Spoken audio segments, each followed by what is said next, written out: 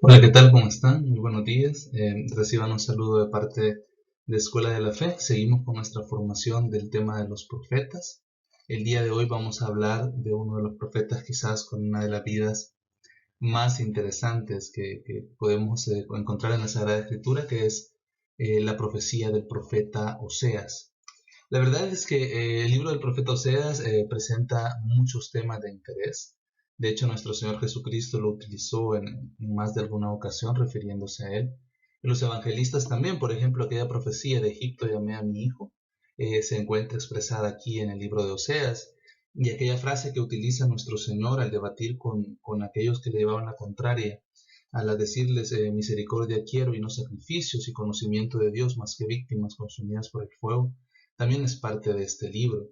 Se destaca de forma especial todavía en este libro del profeta Oseas también la simbología que él utiliza para hablar de las relaciones de Dios con Israel, utilizando la figura del matrimonio, que no es exclusivo del profeta Oseas la utilización de esta figura, pero él quizás es el primero en llevarla a ese nivel de intensidad. Luego el profeta Isaías y luego incluso el profeta Ezequiel utilizarán esa figura desde perspectivas, bueno, Ezequiel la desarrollará también con mucho dinamismo y fuerza, al igual que Oseas.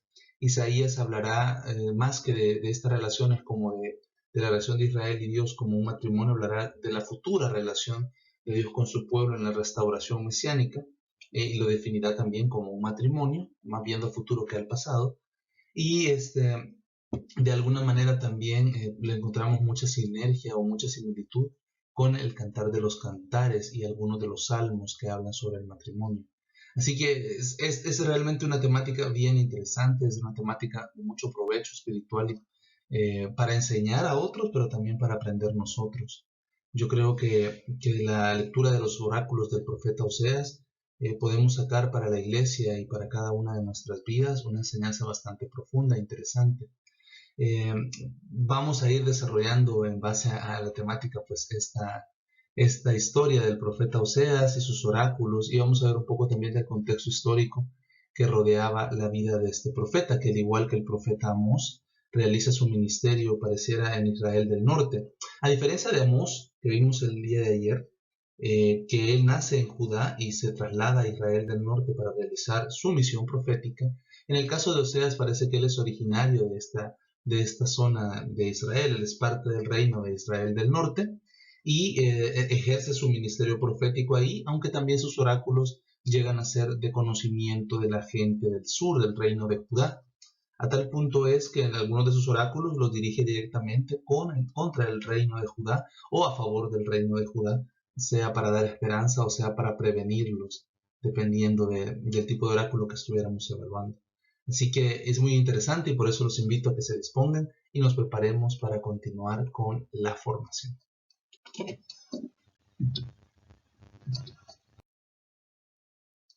Profeta Oseas. Bueno, continuamos con lo que se refiere a los libros proféticos del siglo octavo, recordando para los que a lo mejor no han visto los videos anteriores, que el orden que estamos desarrollando ahorita no es el orden de los libros de la Biblia, sino que es un orden de estudio diferente, por lo cual no esperen ir encontrando el desarrollo de los temas igual a como se encuentran los libros de los profetas en la Sagrada Escritura, porque en la Sagrada Escritura encontramos un orden que va de mayor a menor en cuanto a extensión, mientras que aquí tratamos de llevar un orden que va más bien en una secuencia histórica. Él es conocido como el profeta del amor de Dios. Yo creo que porque de la forma en que él expresa las relaciones entre Dios y su pueblo, recalca mucho la idea del amor, la fidelidad, la entrega, la obediencia y, y la reciprocidad de lo que las relaciones entre Dios y el pueblo deberían ser. Como les digo, esto se aplicó al pueblo de Israel y se aplica hoy en día a la iglesia de todos los tiempos y a cada uno de nosotros también. Los oráculos del profeta Oseas nos llaman a una reflexión profunda de qué tan real es mi vivencia del cristianismo hoy en día, qué tan real es la vivencia de mi fe católica, y si no habré caído yo también, al igual que el pueblo de Israel del norte o Judá en algún otro momento, habré caído también yo en alguna falta de idolatría o una falta de amor en última instancia. Entonces, es interesante la vida del profeta Oseas y por eso vamos a comenzar a desarrollar. Como una especie de introducción, en la colección de los profetas menores, como les decía en la primera clase, esta división que hay en la Biblia o que se hace en la doctrina de profetas mayores y profetas menores no tiene nada que ver con la importancia de su ministerio profético. La diferencia que se hace con respecto a si son mayores o menores parte más bien del hecho de la extensión de sus escritos que de la importancia o impacto de sus profecías. Ya es definitivamente algunos de los quizás más importantes profetas, Natán, Samuel o Elías, por ejemplo, ni siquiera tienen un libro que nos diga con mayor plenitud sus oráculos. Encontramos sus historias recopiladas en los libros de los jueces y en el libro de Samuel y en el libro de Reyes, pero no existe como tal un libro de los oráculos del profeta Elías, por ejemplo. Entonces él hubiera sido, sin duda, si fuera este término de profetas mayores o menores referido a la cualidad de la profecía o a la calidad de la profecía, seguramente él hubiera estado como profeta mayor. Pero tal cual se realiza hoy en día no es así. Esta terminología de mayores o menores obedece únicamente a la extensión de los escritos. El libro de Oseas aparece como el primero de los profetas menores en nuestra Sagrada Escritura. Es uno de los más largos de los libros de los profetas menores, tiene alrededor de 14, si no me equivoco, 14 capítulos, lo vuelve un poquito más extenso, por ejemplo, que algo otros profetas que tienen 2 o 3 capítulos. De acuerdo con el orden cronológico, le correspondería el segundo lugar, que es el orden que estamos siguiendo nosotros, una vez ya visto que la profecía de Amós comienza antes, aunque estos dos profetas coexistirán en el tiempo y desarrollarán su ministerio de forma casi paralela. Así que es común que se refieran a temas muy afines porque están viviendo durante la misma época y están ejerciendo su misión profética en el mismo lugar que es el reino de Israel del norte. Ahí podemos ver en el mapa una pequeña referencia a esto. Podemos ver cómo en celeste tenemos ubicados el reino de Israel del norte, mientras que en otro color, pues en amarillo, tenemos el reino de Judá. El antiguo reino de David, por ejemplo, y de Salomón, incluía a estos dos reinos y además habían ellos conquistado el reino de Edom, que había comenzado a formar parte del reino de Israel, así como habían reducido en tiempos de David las ciudades filisteas de Azor, Ascalón, Gaza, Gat, por ejemplo, habían sido reducidas a sus meros contornos y el resto del territorio era ya dominado por Israel. En esta época vemos que estas ciudades filisteas han retomado gran parte de su independencia y gobiernan toda la franja costera que le correspondería al reino de Judá. Mientras que por otro lado, los arameos o la gente de lo que hoy es el país de Siria habían estado en guerra continua con Israel y habían ido arrebatando poco a poco algunos territorios. Luego serán famosas las guerras que realizarán estos dos reinos por tomar la zona de Galaad o por el dominio de algunas partes de Galaad, que es la parte transjordánica del reino de Israel. Entonces, ambos profetas van a ejercer su ministerio profético en el reino de Israel del norte, el que vemos coloreado en color celeste. Oseas ejerció su actividad en los últimos años del rey Jeroboam II de Israel, que como les decía en la clase pasada, se destacó por ser un rey muy brillante, tanto en las faenas de gobierno, en los aspectos militares, y también en la administración del reino y en la economía del reino. Fue una época de gran esplendor que recordó en muchos aspectos, o al menos fue una sombra, digamos, del antiguo reino de Salomón, y que trajo consigo una serie también de abusos y de dificultades. También Jeroboam II realiza una serie de alianzas estratégicas que le van a dar beneficios al reino de Israel, pero que luego el profeta va a denunciar como una ilusión que van a vivir los israelitas, porque llegaron a pensar que su bienestar era fruto de su culto, que no era muy bueno. Ya Amós había destacado la falta de coherencia entre un culto muy bonito exteriormente y una vida mal llevada, una vida moral no tan apegada a ese culto y además sin solidaridad con los demás. Aquí Oseas no tocará tanto el tema social, pero sí insistirá profundamente en el sentido de hipocresía que hay en muchas de las expresiones de la vivencia de la fe del Israel antiguo. Entonces él ejerce su actividad profética en en los últimos años del gran reinado de Jeroboam II, y luego pues mencionará cómo esa prosperidad era una simple ilusión, porque poco tiempo después de la muerte de Jeroboam II, el reino de Israel del norte como tal va a desaparecer y pasará a formar parte de una provincia del reino de Asiria, del imperio este que les mencionaba que estaba en guerra contra todas las potencias del Medio Oriente de esa época. Este libro está escrito en un dialecto del norte, su forma de redacción manifiesta y la forma de expresarse manifiesta que fue escrito en un dialecto del norte, que luego pues se va a ir, luego al ser recopilados estos oráculos en el reino de Judá, pues también va a ser debidamente traducido.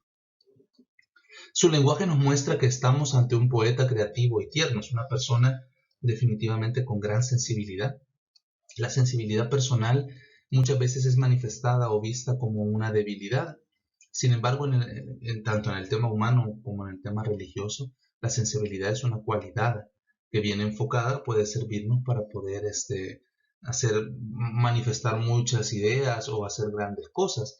En el caso del profeta Amós, esa sensibilidad le permite ver en las escenas desgarradoras de la propia vida personal, así como en las escenas de la historia del pueblo de Israel, le permite ver de alguna forma con gran profundidad cómo es el sentir de Dios respecto a todas estas cosas.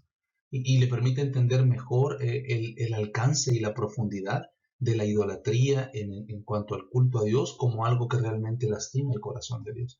Yo creo que Oseas en ese aspecto nos deja un gran legado porque nos va preparando para entender mejor a Dios a partir de sus oráculos. La imagen que de hecho puse al inicio de la diapositiva me encantó porque más allá de ver en esta actitud de Oseas de empeñarse en el amar a su esposa, que no era quizás la mejor esposa de las que pudo haber encontrado, seguramente habrán habido hijas de Israel un poco mejores que Gomer, pero definitivamente en esa actitud de él podemos ver la actitud fiel y empeñosa de aquel que ama de verdad, así como el Dios de Israel ama de verdad a un pueblo que aunque siga siéndole infiel y desordenado en muchos casos, no deja por eso de ser el pueblo que él ha elegido.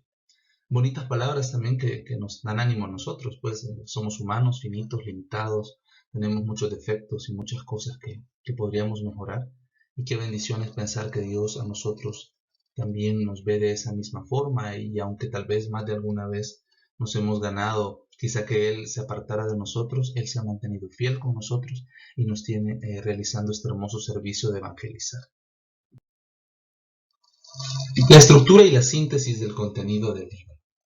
Bueno, el libro presenta dos partes. Una primera parte contiene la misión del profeta y su matrimonio simbólico. Todo es simbólico en esa primera parte, pero no por eso deja de ser real. Tanto el origen complicado de la esposa que Oseas escoge, de Gomer, así como los nombres que le va a ir poniendo cada uno de sus hijos, van a ser un signo ante Israel de cómo es la relación o cómo se está dando la relación entre Israel y Dios. Muchos israelitas tenían el falso concepto de que, lo veíamos con el libro del profeta Amós, de que el culto exterior que daban de alguna manera obligaba a Dios a preservar la existencia de ese reino. El culto exterior realmente cuando es bien hecho, cuando responde y refleja lo que existe dentro del corazón del creyente, definitivamente que es algo que atrae la gracia divina. Pero un culto exterior tal cual lo estaba realizando la gente de Israel del norte, los profetas, tanto Amós como Oseas, denunciarán que no es grato a Dios porque por un lado no es coherente con una vida moral y por otro lado que tampoco es grato a Dios porque se está haciendo de una forma que no le es grata, se está haciendo de una forma que a él no es la que a él le gusta, porque lleva hipocresía, porque en el fondo no implica una auténtica conversión y una fidelidad a él. Entonces, esta primera parte está llena de simbolismo y está eh, muy fortalecida por las imágenes y el lenguaje que el profeta va a utilizar. Es difícil leer el libro del profeta Amós y no conmoverse con sus sufrimientos y no empaparse tal vez de un poco del furor con que Dios también se dirige a su pueblo encarándole y denunciándole sus maldades. En una ocasión mi párroco mencionaba que en uno de los lugares donde él se fungió como sacerdote, una persona había pasado a leer la primera lectura y era del libro del profeta Oseas. Y, y definitivamente la lectura la realizó de una manera tal que al final de la misa él tuvo que ir a buscarlo y decirle que había sido la mejor vez que él había visto una lectura bíblica, porque la persona lo había dicho desde el corazón, con dolor, porque parece que la persona había atravesado una situación similar a esa. Y desde esa perspectiva había entendido mejor cuán profundo y cuán ancho era el amor de Dios por el pueblo que le traicionaba. Entonces, esa primera parte simbólica nos transmite a profundidad lo intenso y lo apasionado que es el amor de Dios. Ya, muchas veces estas figuras de los celos, estas figuras del desquite que se utilizan en este lenguaje bíblico, no nos tenemos que quedar con esas imágenes, sino que tenemos que profundizar en cuál es el significado. El significado es que el amor de Dios es tan intenso que lo único que se asemeja en nuestro sentir humano a esa intensidad del amor de Dios son ese tipo de expresiones como los celos y el dolor del amante herido y abandonado. No quiere decir que Dios evidentemente experimente sentimientos así, porque Él definitivamente está por encima de ese tipo de sentimientos, pero el amor de Él es tan profundo que definitivamente estas imágenes nos ayudan a entender esa intensidad de amor que Él tiene por nosotros. La segunda parte es más extensa y está constituida por una recopilación de oráculos que tienen como hilo conductor la fidelidad de Dios y la infidelidad de Israel y de Judá. En algún momento también es mencionado en estos oráculos. Hay una pequeña perspectiva mesiánica en algunos capítulos o versículos dispersos, donde se habla de una restauración, donde se invita al pueblo a una conversión, pero como que la tónica que predomina en el libro es esta otra, pues es más hablar de la fidelidad y la infidelidad de Dios, aunque esos otros elementos están presentes y también son muy importantes. El esquema. Bueno, primero parte el matrimonio de Oseas, que va a ocupar los primeros tres capítulos, podríamos decir, o parte de los primeros tres capítulos.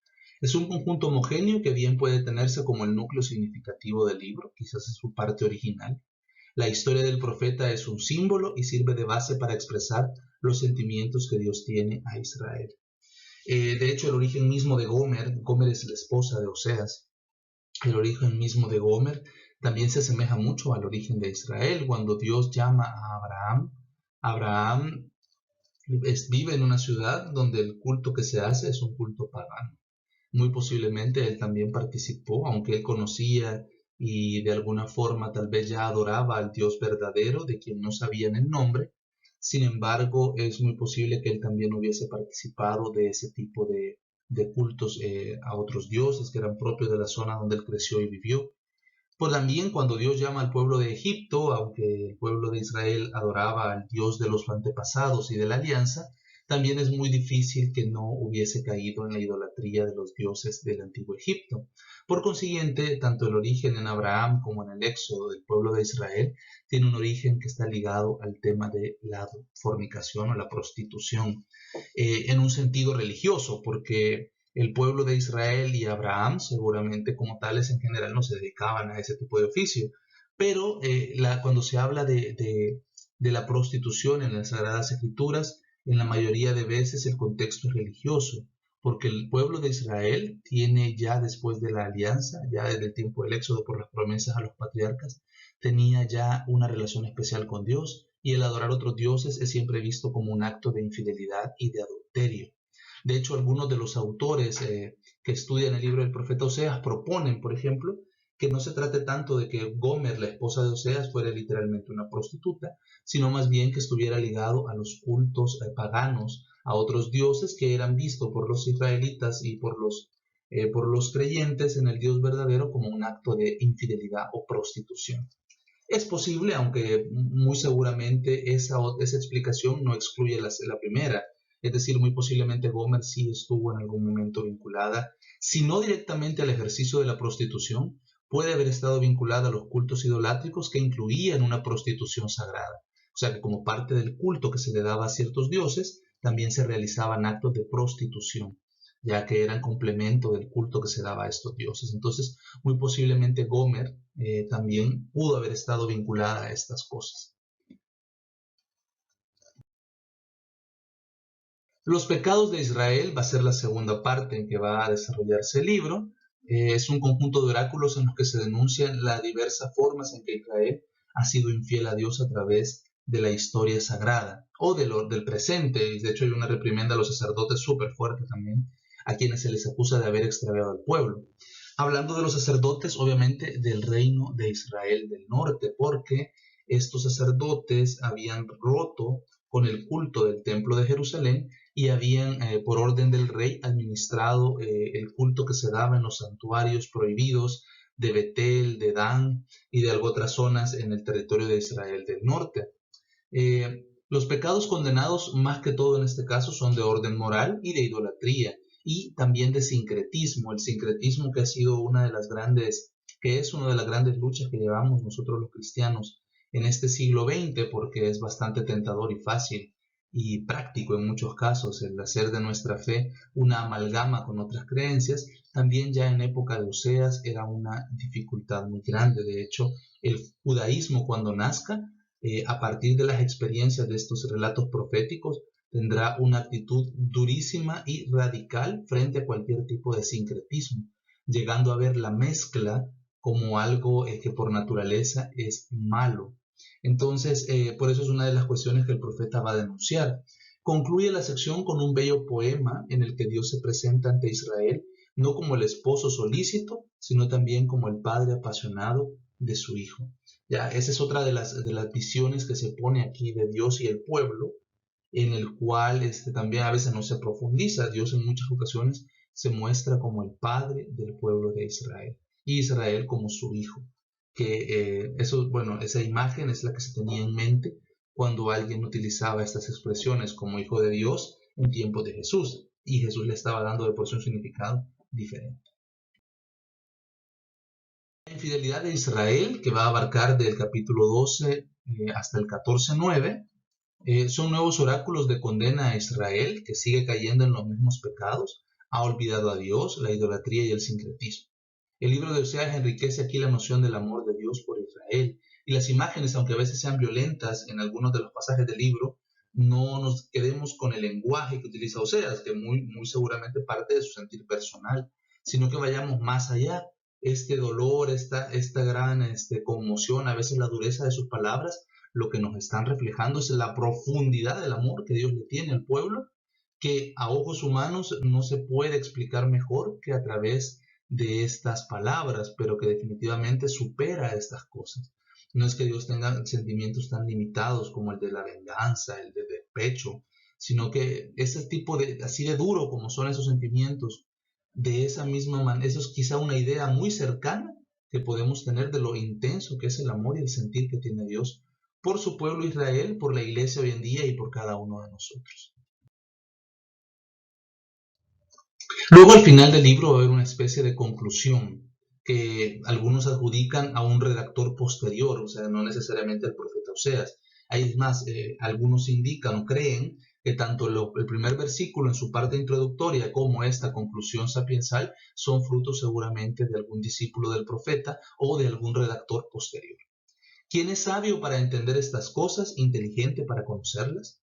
Qué rectos son los caminos de Yahvé, por ellos caminan los justos, mas los rebeldes en ellos tropiezan. También esta frase, aunque no parezca con claridad en el Evangelio, es una referencia a lo que Jesús alude cuando él dice que se convierte la piedra angular para unos en piedra para edificar y para otros en piedra de tropiezo. Porque aquellos que tienen su corazón apartado de Dios, en la persona de Jesús, encuentran únicamente escándalo y confusión.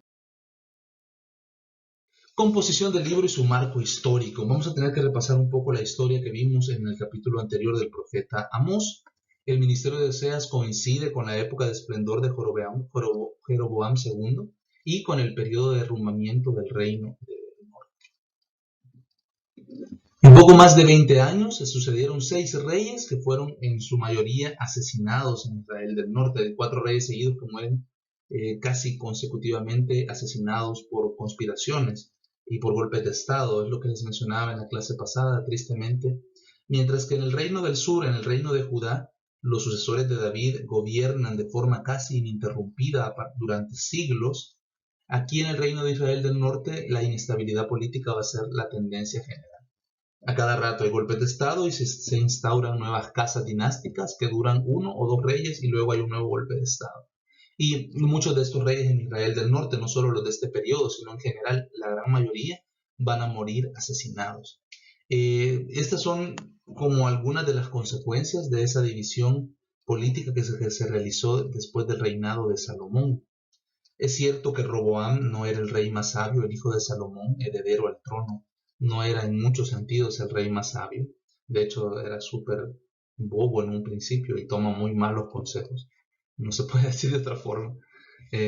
Pero definitivamente la separación al final traería más desventajas y más debilidad para la nación de Israel del Norte, que si se hubieran mantenido unidas a Judá, hubieran sido un reino más fuerte y si hubieran permanecido fieles a Dios, de alguna u otra forma Él les hubiera protegido, como en el tiempo de David y de Salomón, de los problemas exteriores.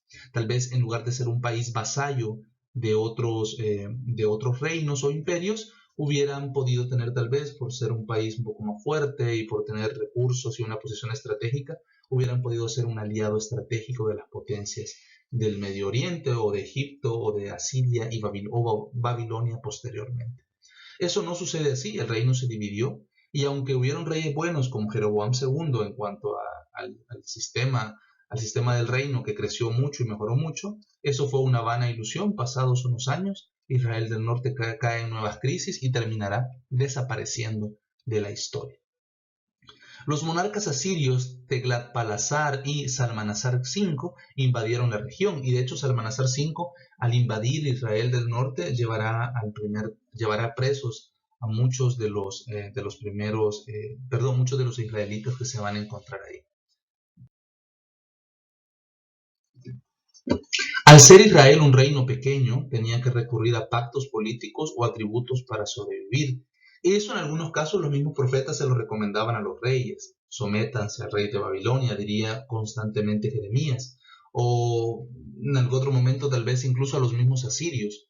Pero, sin embargo, el reino de Israel al realizar este tipo de alianzas tenía que tener cuidado porque muchas veces este tipo de pactos con estas potencias le daban al pueblo un falso sentido de seguridad.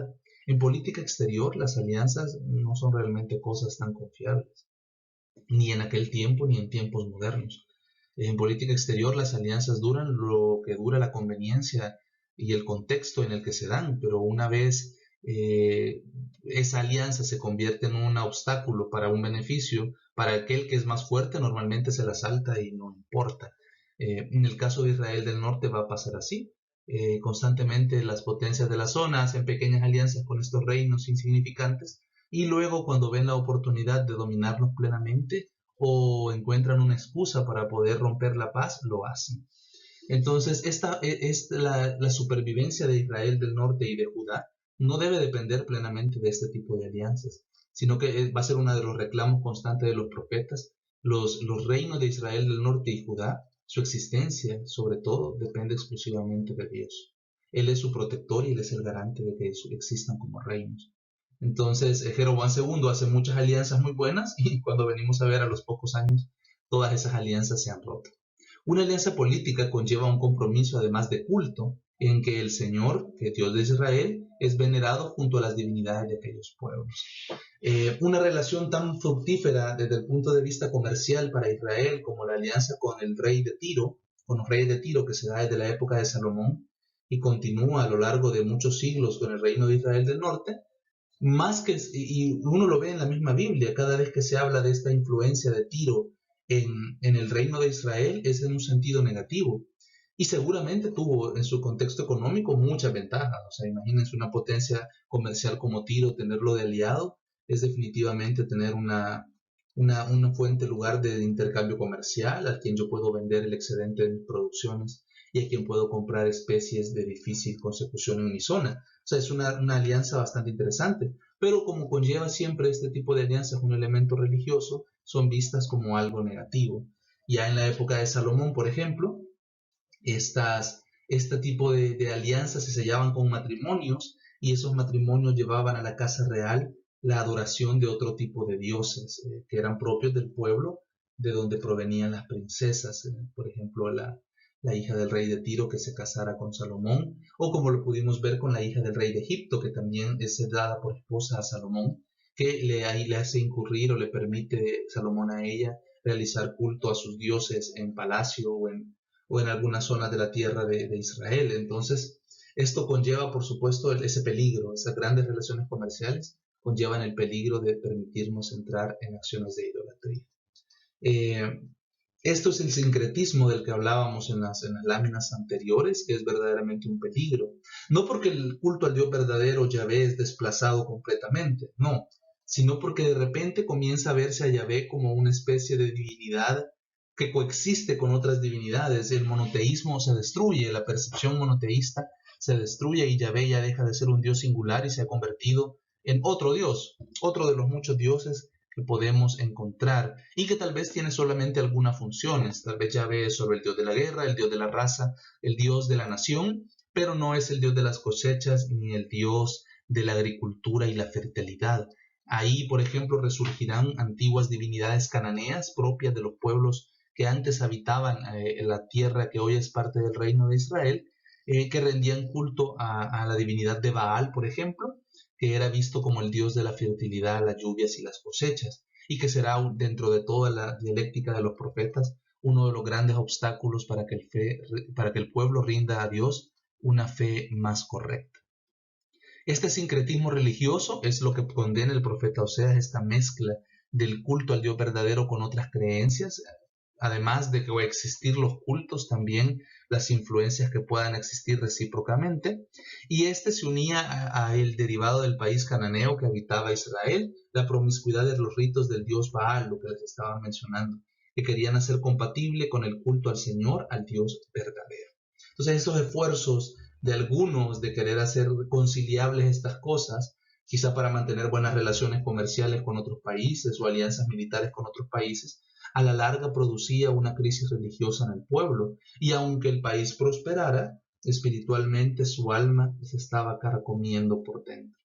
Por eso aquí entendemos un poco por qué el futuro judaísmo que nacerá después del destierro en Babilonia será tan duro con cualquier tipo de sincretismo, ya no únicamente en el tema religioso, sino también incluso en el tema racial, y cualquier tipo de mezcla en la cultura judía era vista como una corrupción. De hecho, algunas prohibiciones que todavía encontramos en la ley Kodesh de comidas o en los alimentos, de no mezclar ciertas cosas, obedecen a estos principios. El sincretismo religioso y el hecho de que Israel se apartaba de Dios en momentos de bienestar es el contexto que explica el tono de los oráculos del libro de Oseas. Y como se los mencionaba en la sesión pasada cuando estudiábamos a Amós, triste es pensar que el momento en que más cerca deberíamos estar de Dios es cuando las cosas pues van bien y uno no tiene obstáculos para buscar a Dios. Se convierte tristemente en la historia del pueblo de Israel al menos, y a veces en la vida de nosotros, también en los momentos que nos vamos distanciando de Dios. Tienen que llegar los periodos de crisis, en el caso del libro de Jueces, las invasiones de pueblos extranjeros, en el caso del profeta del tiempo del profeta Amós, la destrucción del reino del norte. Tienen que venir momentos así para que uno recapacite y diga: ¿qué estoy haciendo? Debo buscar a Dios. Tal vez este periodo de cuarentena en el cual nos encontramos la mayoría también les sirva a muchos, ojalá por lo menos ese bien se saque de esto, les sirva a muchos también para meditar y profundizar cómo ha estado mi seguimiento de Dios en todo este tiempo, cómo es mi relación con Él, es realmente todo lo buena que podría ser, he amado a Dios con todo el pensamiento, con todo el alma, con todas las fuerzas, o simplemente se había convertido ya en una parte de la rutina de nuestras vidas. Ya son momentos de reflexión, viendo la historia del pueblo de Israel y oyendo los reclamos de los profetas, que vale la pena siempre tener presentes, sin caer también en un fetichismo excesivo de culparnos y de profundizar hasta el extremo, pero definitivamente son momentos de buena reflexión. La dinámica del libro de Jueces se repite en la historia de Israel e incluso en algunos momentos de la historia de la iglesia. Podemos ver también eso. En este caso, los momentos de bienestar habían dado paso a una gran relajación moral. Y el libro del profeta Oseas, y religiosa, y el libro del profeta Oseas nos pone en guardia con respecto a eso. Aquí destaca una de las cualidades del profeta Oseas, que es, además de profeta, un buen poeta. Ya porque las imágenes que evoca, aunque no las escribiera él, porque la poesía no necesariamente tiene que ser escrita. No digo que no lo haya escrito él, solo lo menciono que es una de sus grandes cualidades, que además de ser profeta, es un gran poeta y en su forma de hablar y predicar eso queda manifiesto. También crea muchos símbolos o da inicio al uso de muchos símbolos, comparaciones y expresiones que sirven para ilustrar el amor de Dios y su pueblo Israel y su amada Israel. Presenta a Dios como el esposo, como el padre, como el médico, como el pastor. Es como un león que ruge y defiende, o una osa o una leona que persigue. Israel, por su parte, se convierte en la esposa, no siempre muy buena, pero esposa. El hijo, una ingenua paloma a quien es engañada con facilidad. Una viña o una noviña domesticada. Son algunas de las imágenes que va a utilizar el profeta para referirse al pueblo de Israel. El mensaje de Oseas es singular. Las circunstancias históricas que se dan en Israel son expresadas como faltas de fidelidad a la alianza esponsal con el Dios de Israel. O sea, definitivamente que todo el contexto de la relajación moral, la falta de conciencia social que vive el pueblo de Israel, el culto únicamente exterior y no sincero que se está realizando, la mezcla con cultos paganos, la confianza en las alianzas comerciales con Tiro o las alianzas militares con los reinos vecinos y los asirios, dan a Israel el falso sentido que todo está bien. Y sin embargo, todas estas cosas en mayor o menor medida están apartando al pueblo de Dios. Así como la esposa de Oseas le es infiel a su alianza, Israel también es infiel a la alianza que tiene con Dios. Y se usa figuras tan fuertes como el adulterio, que para la mentalidad del hombre oriental de hoy, y no digamos hace 3.000 años, 4.000 años atrás, la imagen de ser traicionado le provocaba una ira y una serie de sentimientos de dolor tan profundos que es un lenguaje muy duro. Quizá algunos dirán, ¿por qué Oseas no usó una figura más suave para hablar siempre? ¿Por qué no usar la del hijo desobediente, por ejemplo, que también se le aplica a Israel, sino usar la de la esposa adúltera? Y que se ve, y que además de adúltera es prostituta y que se vende, y que todavía el pobre Oseas tiene que llegar a pagar para recuperarla, tiene que llegar a rogarle él frente al amante que regrese con él y a pagarle al amante el dinero que por sus gastos había estado ocasionándole. O sea, verdaderamente una imagen muy fuerte que utiliza porque es la que podía sacudir los corazones de la gente de su tiempo. Y tal vez hoy en día incluso hay personas que solo ante este tipo de lenguaje fuerte tal vez puedan reaccionar. Cuando Dios le pide al profeta que con su fidelidad conquiste de nuevo el amor de la mujer, enseña también que Dios no se cansa de perdonar y que está dispuesto a restaurar las relaciones con el pueblo.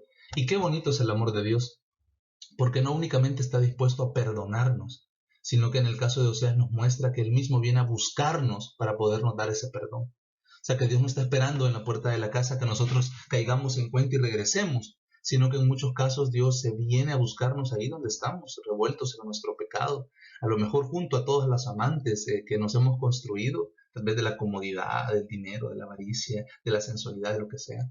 Y ahí nos viene a buscar Dios y nos viene a decir que nos ama y nos quiere llevar al desierto para hablarnos de amor. El uso de la figura del desierto es muy interesante porque Israel, cuando sale de Egipto, vive como una especie de noviazgo con Dios en el desierto, porque Israel no tiene a nadie en el desierto, no puede valerse de alianzas militares ni comerciales, no puede valerse del cultivo de la tierra. Israel depende exclusivamente de Dios. Dios es su sustento, entonces eso hace que el pueblo y él entren en una comunión muy profunda. Con el paso de los siglos, que el pueblo de Israel se asienta en la tierra de Canaán y comienza su transformación de una sociedad nómada a una sociedad ya sedentaria, como que lo del desierto se iba viendo como un tiempo arcaico superado. Pero cuando empezamos a caer en el problema de los libros de jueces y cuando comenzamos ya en la etapa de la monarquía, que el pueblo recae constantemente en la lejanía de Dios, la visión del desierto cambia y deja de ser un lugar de verse como un lugar sin sentido de sufrimiento, como a extrañarse esos tiempos, como el tiempo en que Dios estuvo cerca, más cerca de nosotros, como el tiempo en que el pueblo fue lo más fiel posible, sin llegar a ser perfectamente fiel, pero que fue su mejor etapa de cercanía y de unión con Dios. Entonces por eso constantemente los profetas se referirán al desierto como una oportunidad para que el pueblo pueda volver a enamorarse de Dios.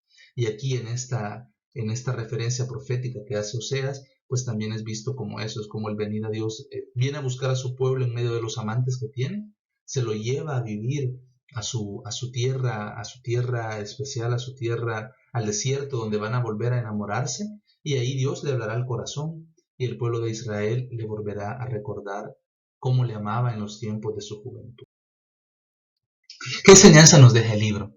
O sea, ya es un anticipo de la revelación plena de Dios en Jesucristo. O sea, este lenguaje de amor que tiene Oseas, esta compasión que está por encima del pecado y que ve el bien del otro, ya son anuncios, definitivamente, casi son palabras que podrían haber estado, algunos de sus oráculos, casi son palabras que podrían haber estado ya en boca de Jesús. Sin duda alguna, él meditó y reflexionó mucho estos oráculos y supo sacar de aquí esa visión madura respecto a cómo se puede juzgar a la persona que está en pecado, no desde un criterio humano superficial, sino desde un criterio profundo, maduro, que es propio de Dios en este caso, pero que va en continuidad con la revelación del Antiguo Testamento.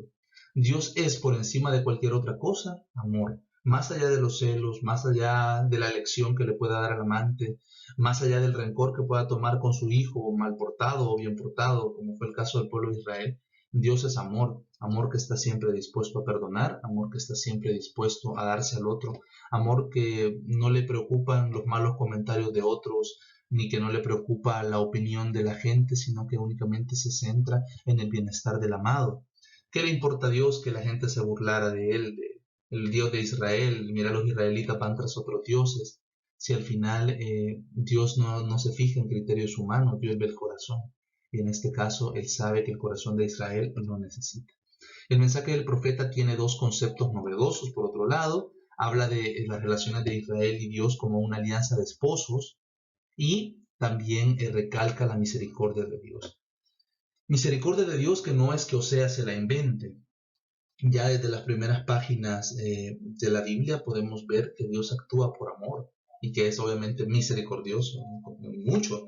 Desde las primeras páginas, imaginémonos, después del pecado de Adán y Eva, la actitud de muchos de nosotros posiblemente hubiera sido comenzar de nuevo, y bueno, borrón y cuenta nueva, quitemos a estos y hagamos una nueva creación. Y Dios, sin embargo, no ve las cosas así, da una nueva oportunidad, continúa aunque nosotros los hombres le hayamos mostrado que no somos dignos de tanta confianza, definitivamente Él continúa creyendo en nosotros. Y así, a lo largo de toda la historia de la salvación, vamos a ir viendo cómo Dios es misericordioso. Misericordioso con Abraham, quien está ahí dándole culto a otros dioses, y Él decide intervenir en su vida y cambiársela. Misericordioso, también con el pueblo de Israel en Egipto, que no lo abandona a esa esclavitud, sino que viene a buscarlo. Misericordioso con el pueblo de Israel ya en la Tierra Santa. Aunque sean infieles 1000 veces, Dios no se cansa de mandarles primero libertadores o jueces, luego profetas y caudillos que los van a orientar. Y así también podríamos ver esta misma enseñanza de Dios en la historia de la Iglesia, que independientemente de las épocas que hayamos vivido, más cercanas a su voluntad, o tal vez épocas de crisis, Él siempre ha estado con nosotros, con un corazón amante, dispuesto a encontrarnos, o tal vez la vida misma de nosotros nos puede ilustrar. ¿Cuántas veces he sido yo el que, como la esposa de Oseas, me he ido de infiel con Dios y le he dado prioridad a otras cosas y ahí lo he dejado a un lado? Y Él ha venido a buscarme en medio de todo lo que he estado haciendo, me ha tomado y me ha traído aquí. Y hoy en día pues hacemos lo que hacemos, damos ayuda a otros, formando, enseñando las maravillas del amor de Dios, partiendo desde el testimonio de nuestra propia conversión, para hablar de cómo Dios sigue siendo un Dios que ama, que transforma y que perdona. El Señor hizo una alianza con Israel, una alianza a la que éste falta, pero que el Señor va a renovar. Oseas enseña que fue en el Éxodo, en el desierto, donde el Señor conoció a Israel, hizo una alianza con él y le dio también los mandamientos. La alianza es una iniciativa del amor por parte de Dios que hace de Israel su propio hijo. O sea, nosotros no le podíamos exigir a Dios una relación así. Esto parte de un designio propio de querernos dar esa condición de hijos. Primero el pueblo de Israel en un sentido simbólico y luego ya en un sentido real a nosotros a través del bautismo. Es también compromiso de esposos con una exclusividad de amor mutuo. Por eso Dios le exige mucho, no solo en el profeta Oseas, sino en muchos a través de muchos profetas al pueblo que Él es su Dios, que no deberían tener otros dioses fuera de Él. Las muchas infidelidades y prostituciones de Israel en la práctica de cultos extranjeros o en el sincretismo que vemos provoca tanto el celo y la ira de Dios que cambia su amor apasionado en furor. Esa es una figura metafórica del lenguaje, porque Dios, por ejemplo, no podría tener ira en un sentido real de lo que el sentido de la ira es, porque la ira es un pecado. Aquí hablamos de cómo la ira, los celos, son quizás para nosotros los hombres emociones tan fuertes que son las que nos hacen entender mejor lo intenso de lo que Dios está sintiendo, pero no podemos encasillarlo en ese tipo de sentimientos o en ese tipo de actitudes o en ese tipo de pecados, porque Dios definitivamente está por encima de esas cosas. Dios sigue amando a su esposa, a su pueblo. El corazón del Señor y sus entrañas se conmueven y sus castigos quieren conducirla a que se convierta. Aquí entendemos ya un poco mejor de lo que estábamos hablando en el párrafo anterior. O sea, esas figuras del celo, la ira, el furor, más que reflejar actitudes, emociones o sentimientos directamente de Dios, esto lo que hacen es manifestar, como lo harán otras expresiones que tampoco se pueden aplicar literalmente a Dios, como el dolor de entrañas. Dios no tiene un estómago para sentir ese tipo de experiencias, pero se usan así porque eso son cosas que nosotros entendemos. Por eso se utiliza este tipo de lenguaje. Los sentimientos de Dios están muy arriba de estas cosas. En el fondo es amor constante y latente. Y si en algún momento Él permite que un mal nos suceda, o si en algún momento Él permite que vivamos o entendamos una circunstancia como un castigo, y Él lo hace con el único objetivo amante de que yo realmente entienda qué estoy haciendo, que lo que hago está mal, y que me convierta y que viva. El Señor tiene un amor efectivo y a la vez afectivo por Israel. Es un amor que no se queda solo en palabras, es efectivo porque se expresa en actos, en acontecimientos, en una cercanía con su pueblo. Y ahí lo vemos. Más de 2000 años, 3000 años de estos acontecimientos, y el pueblo de Israel, a pesar de sus infidelidades, existe, sigue siendo un pueblo que alaba a Dios y que está todavía en camino de encontrarse con Él. Y es afectivo en cuanto que no manifiesta únicamente una decisión divina, sino que realmente Él tiene un amor profundo por nosotros, unos sentimientos que lo han llevado a enamorarse de este pueblo, que lo ha llamado a enamorarse de la iglesia y que lo ha hecho enamorarse de cada uno de nosotros. Enamoramiento que al final ha tenido su concreción en el amor que nos tiene.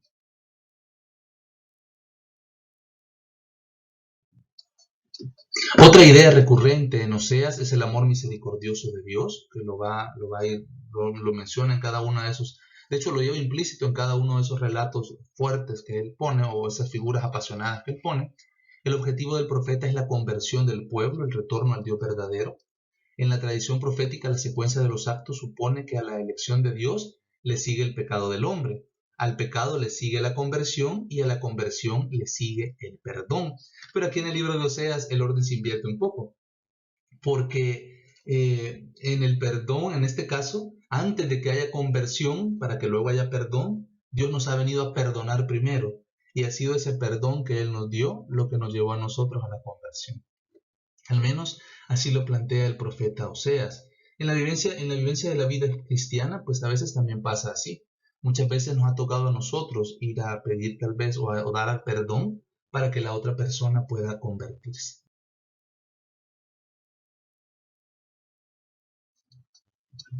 El amor misericordioso de Dios por los hombres se descubre no solo en las vicisitudes narradas, sino también en las expresiones empleadas por el profeta, que es lo que mencionábamos. Su lenguaje y sus figuras tan apasionadas también son manifestaciones de ese gran amor que Dios nos tiene. Los términos fundamentales que Oseas utiliza para expresar tanto las relaciones amorosas de Dios con su pueblo es el amor, o ahava, y el amor benévolo y fiel, hesed, que son las que le parecen a él más apropiadas para referirse a esta relación de Dios y el pueblo. Ahava significa amar, amar entre amigos, amar entre esposos, mientras que hesed aplica el amor de Dios por los hombres, es el amor que permanece por encima de la traición y del pecado. Ambos términos son adecuados para referirse al amor de Dios. Bueno, y así vamos llegando al final. Junto a Gomer les damos las gracias por su atención y definitivamente que ha sido divertido compartir con ustedes este libro del profeta Oseas. Vale la pena leerlo, yo tengo que estarlos leyendo, la verdad es que voy haciendo el curso, así que también me enriquece mucho. Tiene pasajes súper bonitos, yo creo que ustedes también van desarrollando, creo, una guía de lectura. Sáquenles todo el provecho posible, cada uno de estos libros tiene montones de enseñanzas. Se comprende mejor también a Jesús y los evangelios cuando uno los estudia, y definitivamente que a pesar de que fueron escritos para la gente de Israel del norte y de Judá también en aquella época, hace muchos miles de años, no dejan de ser actuales para nosotros. Y en una época de reflexión y una época de meditación como esta que tenemos ahora, como esta que enfrentamos ahora a través de la cuarentena, vale la pena también pensar cómo ha estado mi relación con Dios y qué tan agradecido o qué tan fiel he sido a ese amor que Él me da, ¿verdad? Así que un saludo, cuídense mucho, que Dios los bendiga y nos seguimos viendo en las siguientes sesiones. Y ánimo y primero Dios puedan seguir evangelizando ahí donde están, sobre todo con su familia. Nos vemos.